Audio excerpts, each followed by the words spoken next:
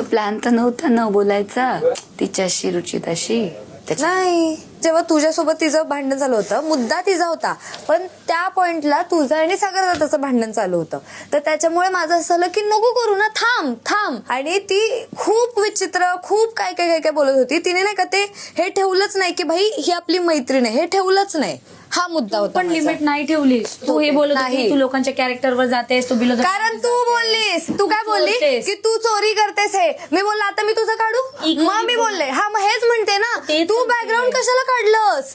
अगं तुला as a friend I सुरू केलं होतं. नाही, मी तुला बोलले होते की अगं एक मैत्रीण आहे म्हणून मी तुला चांगलं सांगायला आले. तर मी दोघे इकडे आलो होतो. क्रॉस झाली होती दोघं एकमेकांना बोलत. एक्झॅक्टली. नाही, तू तोडायलाच बसलेस. तू शांत बस. सागर दादाला हो दिव्या पण बोलली त्या दिवशी.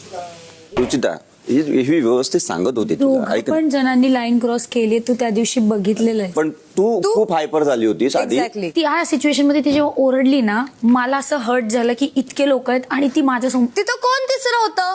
दिव्या, ओमकार, मी ह्या लोकांसोबत उठत बसत नाही. ते लोक आधी होते स्टार्टिंगला, नंतर फक्त सागर दादा होता.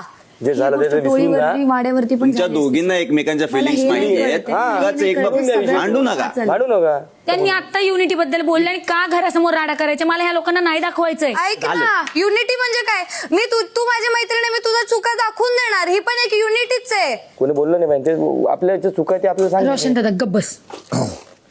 जे आम्ही सांगतो ते ओ माय गप मार म्हणले तो. खरंच या लोकांना ना एक छोटी गोष्ट कळत नाही. मग लांबून चाला. एक घर आमचं पण आहे. मग जवळून चाल. तुम्ही लांबून मुद्दा नाही तुम्ही मिळत बघून म्हणून येऊ चाला, नको तुम्ही माझ्याकडे. बघून चाला. मुद्दा नाही मिळत म्हणून येऊ नको. कळलं ना, तोंड बंद कर.